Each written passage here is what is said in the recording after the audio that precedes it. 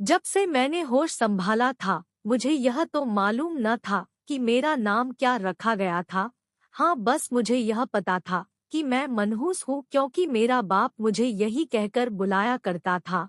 मुझे लगा मेरा नाम यही है।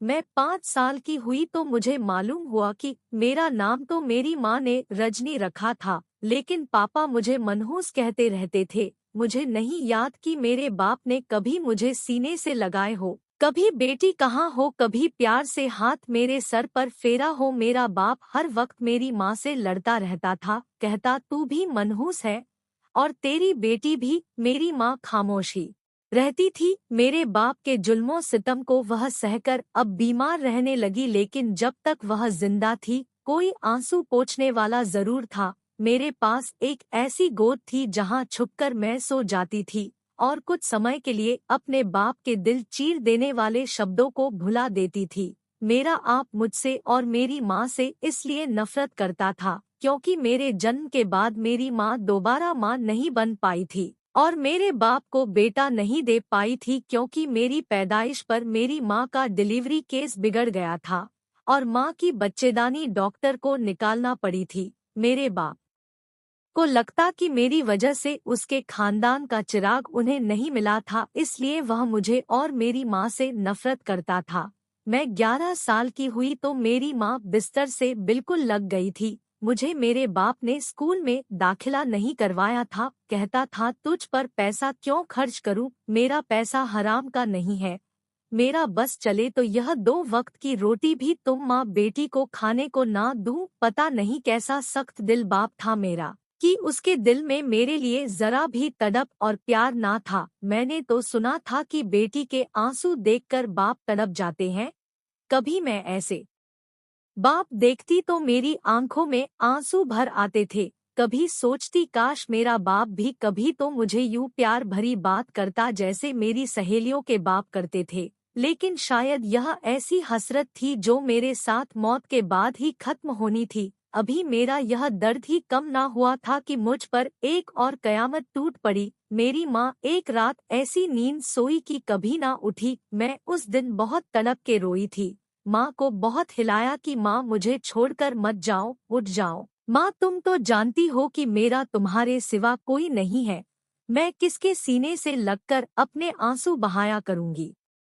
कौन मुझे अपनी गोद में लेकर कहेगा कि बेटा सब्र करो, भगवान तुम्हारे सब्र का फल तुम्हें जरूर देगा। माँ मुझे आपके साथ सोने की आदत है, मुझे कैसे नींद आएगी। मेरी सिसकियाँ रुक नहीं रही थी, मेरे आंसू सूख नहीं रहे थे। मैं अपनी माँ के मुर्दा शरीर के सामने उसकी विनती कर रही थी कि काश कोई चमत्कार हो जाए और मेरी माँ इस गहरी नींद से जाग जाए, लेकिन मेरे आंसू किसी ने न पोंछे और मेरी माँ मुझे रोता तड़पता छोड़कर चली गई। उस दिन पापा भी बड़े चुप से थे। मुझे लगा शायद आज ही उसे मुझ पर तरस आ जाए, आज ही वह मुझे सीने से लगाकर मुझे तसल्ली दे दे कि मत रो बेटी, मैं हूं ना तेरे पास। लेकिन ऐसा नहीं हुआ। मैं अपनी माँ को याद करते करते सो गई थी, लेकिन उस रात की जितनी तकलीफ मैंने 11 साल की उम्र में सही थी, उससे कई ज्यादा दर्द में अपनी माँ के मरने के दूसरे दिन सहा था। मेरी माँ की चिता की आग अभी ठंडी भी नहीं हुई थी जब मेरा बाप अगले दिन अपनी नई दुल्हन लेकर आ गया। शायद मेरे बाप को मेरी माँ के मरने का ही इंतजार था। मेरी सौतेली माँ भी मेरे बाप की तरह बड़ी जालिम थी, मुझे सारे घर के काम करवाती और खाने को पेट भरकर खाना भी ना देती थी। मेरे बाप से कहने लगती तेरी बेटी सच में मनहूस है। जब से मैं तेरे साथ शादी करके आई हूँ तब से मैं भी बीमार रहने लगी हूँ, पहले ही अपनी माँ को खा गई, कहीं अब यह मुझे भी ना खा जाए। मुझे तो यह लड़की पूरी डायन लगती है। यह सुनकर मेरे आंसू छलकने लगे थे। मेरी माँ मुझे रानी बेटी कहती थी तूने शहजादियों जैसा हुस्न पाया है, देख लेना तेरा नसीब भी शहजादियों जैसा होगा। वह शायद मेरी सगी माँ थी, इसलिए मुझे शहजादी कहती थी, लेकिन शायद मैं तो मनहूस थी, तभी तो माँ मर गई। मैंने दुख से यह सोचा था। गर्मागर्म आंसू मेरी आंखों से बहने लगे। मैं अब यह करती कि जब मुझे मेरी माँ की याद सताती है, मैं घर के किसी कोने में जाकर छुप कर बैठ जाती और अपनी माँ को याद करके खूब रोया करती थी, क्योंकि मेरा बाप और मेरी सौतेली माँ तो मुझे रोने भी नहीं देते थे। और जब मैं रोकर अपना गम हल्का करके बाहर निकलती तो मेरी सौतेली माँ मुझे खूब मारती, कहती, इतनी सी उम्र में तूने क्या यार पाल रखे हैं, जो रोजाना तू गायब हो जाती है। बता किससे मिलने जाती है। उसने मेरी चोटी जोर से खींच कर पूछा था। मैं करा कर रह गई थी। उसी वक्त पापा घर में दाखिल हुए तो मेरी सौतेली माँ ने मुझ पर गलत इल्जाम लगाने शुरू कर दिए। कहने लगी, लगाम डाल अपनी बेटी पर, इस उम्र में ही इसके चाल चलन अच्छे नहीं हैं। ना मुझे यह पता था यह यार पालना क्या होता है, और ना ही चाल चलन का अर्थ मुझे पता था। पापा ने सुनते ही मुझे कमरे में बंद कर दिया। मैंने पापा से बहुत कहा कि मैं माँ को याद करके अकेले में बैठी रोती रहती हूँ, मैं कहीं नहीं जाती, लेकिन मेरी बात सुनने वाला तो इस घर में कोई था ही नहीं। जो मेरी बात सुनता था वह तो न जाने कब का मुझे अकेला छोड़कर जा चुका था। मैं रोते रोते सो गई। अगले दिन शाम को मेरे कमरे का दरवाजा खुला था। मेरे लिए कयामत मेरा इंतजार कर रही थी। मुझसे मेरी सौतेली माँ कहने लगी, तैयार हो जा, तेरी शादी है। मैंने कहा, वह क्या होता है? तो कहने लगी, ज्यादा भोली मत बन, तुझे सब पता है। यह कहकर उसने मुझे एक लाल रंग का जोड़ा पहनने को दिया, जो एकदम सादा सा था। फिर खुद ही मेरे चेहरे पर मेकअप लगाना शुरू कर दिया। पापा एक पंडित जी के साथ अंदर दाखिल हुए तो पंडित जी मुझे देखकर हैरान हुए थे। कहने लगे, इस छोटी सी बच्ची की शादी कर रहे हो, अगर पुलिस को पता लग गया तो तुम्हें जेल की हवा खानी पड़ेगी, क्योंकि यह कानूनी जुर्म है। बाल विवाह करने पर तुम्हें लंबी सजा भी हो सकती है। मेरे बाप ने कहा कि तुम अपने काम से काम रखो, ज्यादा कानून मुझे मत सिखाओ, तुम्हें पैसों से मतलब है, अपने पैसे पकड़ो और यह काम करवा कर चलते बनो। पंडित ने मेरी शादी करवाई और चला गया। मेरे बाप ने मेरी सौतेली माँ से कहा, तूने रिश्ता तो बड़ा अच्छा ढूंढा है। इस मनहूस के उसने 5 लाख दिए हैं। मुझे नहीं पता था कि शादी के नाम पर मेरे बाप ने सौदेबाजी की थी, मेरी कीमत वसूल की थी। मुझे कुछ ही देर में कमरे से बाहर ले जाकर एक 50 साल के आदमी के हाथ में मेरा हाथ थमा दिया गया। मैं उसे देखकर परेशान हुई थी कि मेरे पापा ने मुझे क्यों किसी अजनबी के हवाले किया है। मैं उस बूढ़े आदमी से अपना हाथ छुड़वाने लगी, रोने लगी कि पापा मुझे कहाँ भेज रहे हो, पापा मुझे कहीं नहीं जाना। लेकिन वह आदमी मुझे घसीटते हुए बाहर लेकर गया। वहाँ गाड़ी थी जिसकी पिछली सीट पर मुझे जबरदस्ती बिठाया गया था। मैं बहुत रो रही थी, लेकिन वह आदमी मेरे साथ ही बैठ गया और ड्राइवर से कहने लगा, गाड़ी चलाओ। मैं कहने लगी, मुझे मेरे पापा के पास जाना है, मुझे मेरे घर छोड़ दो। लेकिन वह आदमी कहने लगा, अगर तुम चुप ना हुई तो मैं तुम्हारा गला दबा दूंगा। जिन कठोर शब्दों में वो मुझसे कह रहा था, मैं सहम गई थी। मेरे आंसू बह रहे थे, लेकिन मैं चुप थी। वह आदमी मुझे अपने घर ले गया, जहाँ लॉन्ज बिल्कुल खाली था, वहाँ कोई भी ना था। वह आदमी मुझे एक हॉल जैसे कमरे में ले गया और कहने लगा, तुम आज के बाद इसी कमरे में रहोगी। इस कमरे में मेरे अलावा और भी मेरी उम्र की कुछ लड़कियां थी, वह भी डरी सहमी कोने में लगी बैठी थी। मैं भी रोते हुए उनके साथ बैठ गई। वह सब लड़कियां भी दबी दबी सिसकियों से रो रही थी। मेरी आंखों से भी आंसू बह रहे थे। उनमें से एक लड़की बार बार कह रही थी, मुझे मेरे पापा के पास जाना है, मुझे मेरे घर जाना है, मुझे मेरे घर छोड़ दो।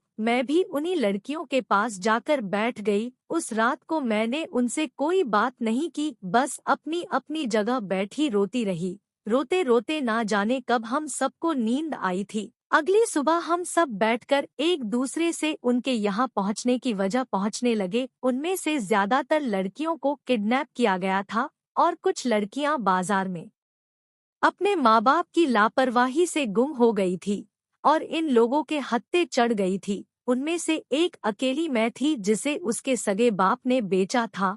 हम सब रो भी रहे थे और एक दूसरे को तसल्ली भी दे रहे थे कि जब अचानक से उस कमरे का दरवाजा खुला था, हम सब का दिल सहम गया था।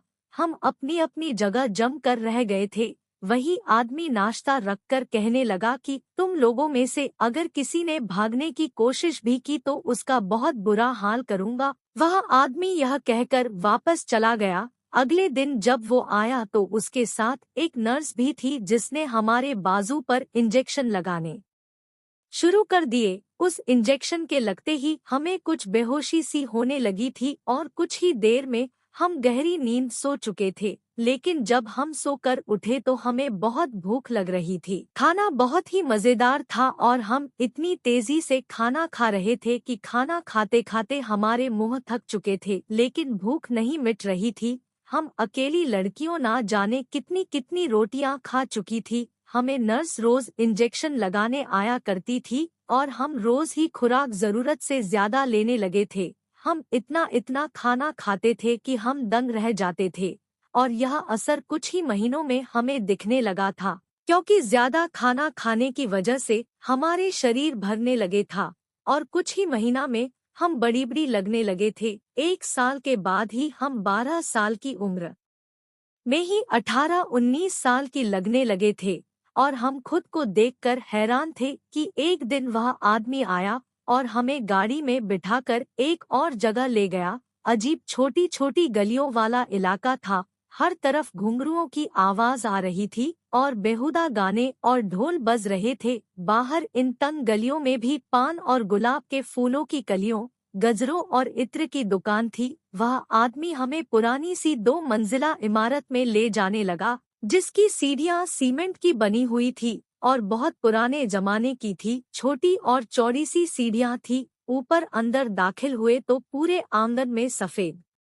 रंग की चंदनियां बिछी हुई थी। उनके चारों तरफ गोल तकिए सजे हुए थे। एक कोने में एक ढोल वाला और एक कोने में हारमोनियम वाला अपनी धुन छेड़ रहा था। एक तखत था जहां एक 50 साल के लगभग औरत मेकअप से लिपिपुती सामने नाचती लड़कियों को देख रही थी और उन्हें सिखा रही थी कि कैसे नाचना है। वह आदमी हमें उस औरत के पास लेकर आया। हमें देखकर वह औरत बड़ी खुशी से मुस्कुराई थी। हम सब लड़कियां देखने में खूबसूरत थी। उस औरत की हमें देखकर आंखें चमकी थी। उसने उस आदमी से हमारी कीमत पूछी। उस आदमी ने हर लड़की के 50 लाख बताए थे। यह मेरा दूसरा सौदा हुआ था। हमें यह तो अंदाजा न था कि यहाँ क्या काम होता है, लेकिन हमें यह जगह ना पसंद थी। अगले दिन हमें भी वहाँ नाच गाना सिखाया जाने लगा। मर्दों को लुभाने की अदाएं सिखाई जाती। एक ही साल में हमें अपने ग्राहक से पेश आने के अंदाज सिखाए गए थे। पहला सौदा मेरा 15 साल की उम्र में हुआ था और वह आदमी गहरी सांवली रंगत का 50 साल का बूढ़ा था, जिसके चेहरे पर छाई शैतानियत और आंखों में हवस देखकर मैं उलझन का शिकार हुई थी।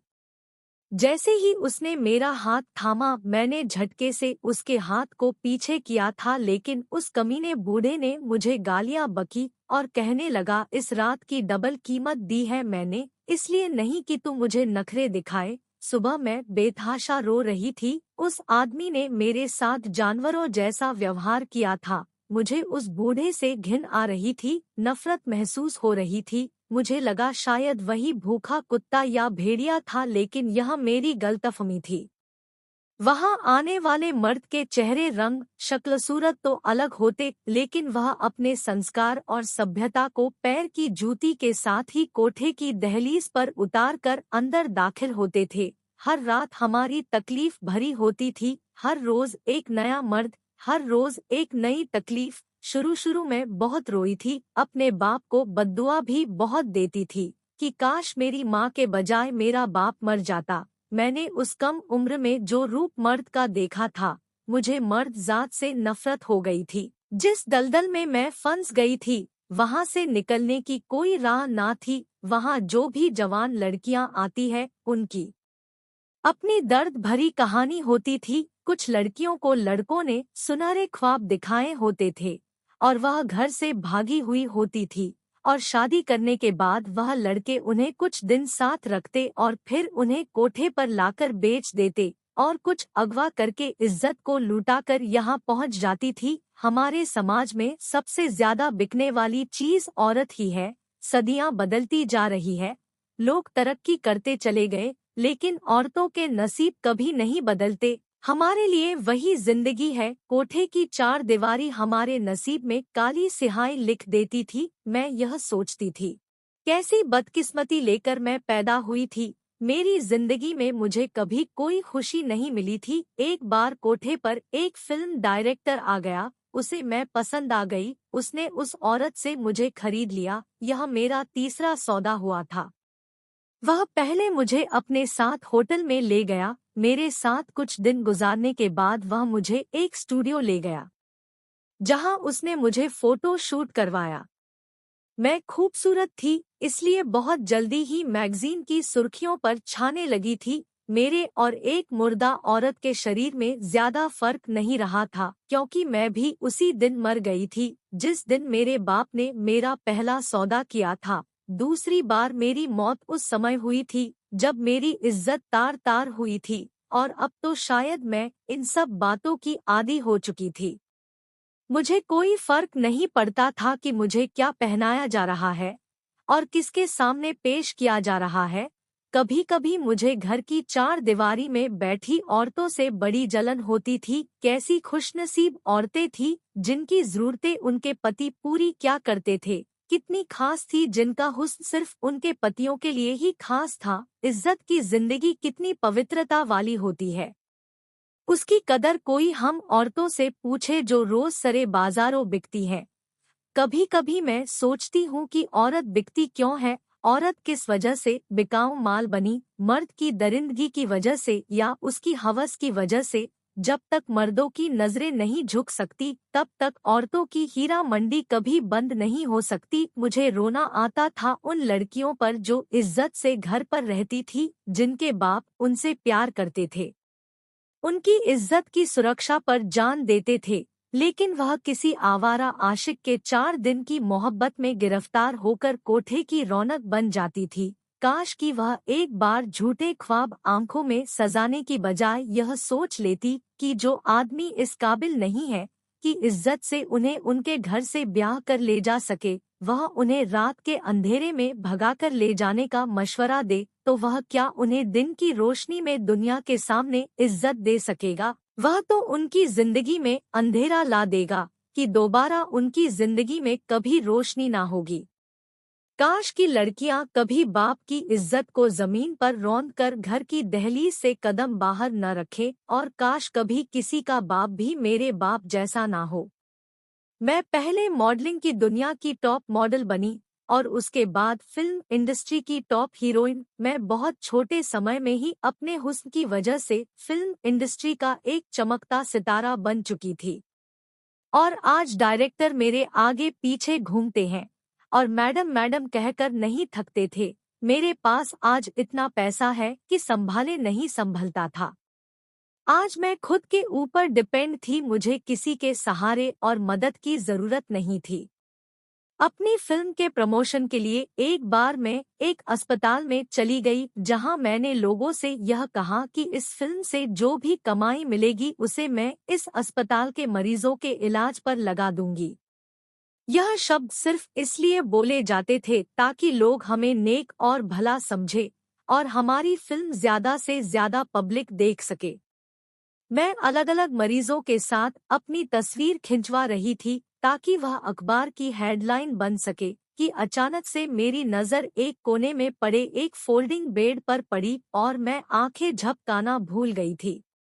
फीकी रंगत, आंखों के नीचे गहरे गड्ढे, हड्डियों का ढांचा शरीर, वह मरीज लगातार खांस रहा था और वह कोई और नहीं बल्कि मेरा बाप था। मुझे देखकर शायद उसने मुझे पहचाना नहीं था, पहचानता भी कैसे, अपनी उम्र से मैं बहुत बड़ी हो चुकी थी। जब उसने मेरा सौदा किया था उसे समय में सिर्फ 11 साल की थी और आज मैं 21 साल की थी, लेकिन मेरी उम्र देखने से 25-26 साल की लगती थी। इस बात को 10 साल बीत चुके थे और इन 10 सालों में मैंने जितनी तकलीफ सही थी, जितना दर्द सहा था, बस अपने बाप के लिए बद्दुआएं ही निकली थी। उस आदमी की हालत वहां लेटे सभी मरीजों से ज्यादा दर्दनाक थी। मुझे डॉक्टर बताने लगी कि यह आदमी कैंसर का मरीज है और हर रोज रोता रहता है और अपने लिए मौत मांगता है, लेकिन उसे मौत नहीं आती। पिछले 2 साल से यह यहाँ एडमिट है और उसके घर वाले कभी इससे मिलने ही नहीं आए। इसकी एक पत्नी है, लेकिन कभी उससे मिलने नहीं आती। डॉक्टर भी हैरान है कि इसको कैंसर का लास्ट स्टेज है, लेकिन यह अभी तक मरा नहीं है। कैंसर से तड़पते तड़पते इसे 2 साल हो चुके हैं, लेकिन ना यह ठीक होता है और ना ही इसको मौत आती है। हर वक्त यह आदमी रोता रहता है।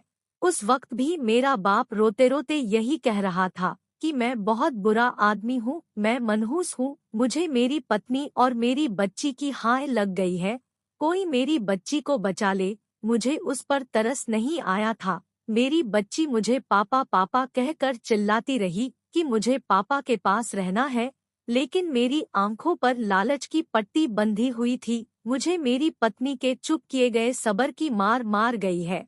मेरी दूसरी पत्नी एक बदकिरदार औरत निकली। उस लालची औरत ने मेरा मकान अपने नाम ले लिया और दूसरे मर्द के साथ भाग गई। मेरी बेटी की सिसकियां मुझे सोने नहीं देती। काश मुझे मौत आ जाए, काश मैं मर जाऊं, मैं इस दर्दनाक जिंदगी से आजाद हो जाऊं, लेकिन मुझे मौत नहीं आती। लेकिन यह सब सुनकर पता नहीं क्यों मुझे जरा भी दुख नहीं हुआ था। वह आदमी जो मेरा बाप था, मुझे उस पर जरा भी दया नहीं आई थी। मैं उसे आदमी के पास चली गई जो मेरे बाप का स्थान रखता था। मुझे देखकर वह मुझे कुछ देर देखता रहा, मुझसे कहने लगा, कौन हो तुम? मैंने कहा, भूल गए मुझे? मैं वही मनहूस हूँ जिसकी सिसकियां तुम्हें चैन नहीं लेने देती। मेरी बात सुनकर मेरा बाप मुझे हैरानी से देखने लगा और एकदम से फुट-फुट का रोने लगा। लेकिन मेरी आंखें पत्थर हो चुकी थी। उसकी इतनी दर्दनाक हालात पर एक आंसू मेरी आंख से नहीं निकला था। वह मेरे सामने अपने झुर्रियों भरे हाथ जोड़कर कहने लगा, मुझे माफ कर दे, तेरी माफी से शायद मुझे मौत आ जाए और मेरी तकलीफ कुछ कम हो जाए। अगर तू मुझे एक बार माफ कर दे तो। मैंने उसके बेबस चेहरे को देखा। मैंने अपने आप से कहा कि भगवान तुम्हारी उम्र को और भी लंबा करे और तुम रोज इतनी ही तकलीफ से गुजरा करो। यह कहकर मैं वहां से वापस चली गई। वह मेरे पीछे से चिल्लाता रहा, चीखता रहा। मैंने भी उससे ज्यादा तकलीफ और दर्द और मेरी रगों में भी अपने इस जालिम बाप का खून दौड़ रहा था। मैं उस अस्पताल से बाहर निकल आई थी। दोस्तों, आपको क्या लगता है, क्या रजनी को अपने बाप को माफ कर देना चाहिए, जिससे कि उसका बाप दर्द भरी जिंदगी से छुटकारा पा सके, या उसे ऐसे ही तड़पने के लिए छोड़ देना चाहिए? कहानी पसंद आई हो तो प्लीज लाइक करना। रोज एक नई कहानी सुनने के लिए हमारे चैनल को भी सब्सक्राइब करना।